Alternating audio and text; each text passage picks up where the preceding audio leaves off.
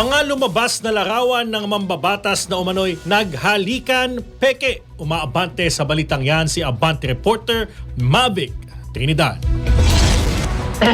Fake news at pambabastos ang naging reaksyon ni Surigao del Norte 2nd District Representative Bernadette Barbers nang ilabas ang isang umano'y AI-generated na larawan nila ni Manila Congressman Benny Abante.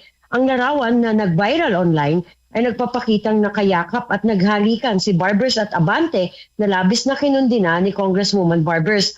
Paglilinaw ng mambabatas, AI-generated ang larawan at hindi ito totoo at hindi nangyari.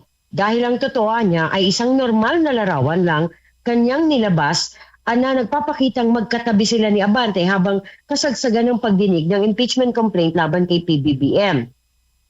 Sabi pa ni Barber sa kanyang social media post, kawalan ng respeto ang nangyari, isang insulto sa katotohanan, isang pagyurak sa integridad at isang mapanganib na pag-abuso sa teknolohiya. Nananawagan ng kongresista na maging mapanuri, mag-fact check at huwag maging kasangkapan ng kasinungalingan.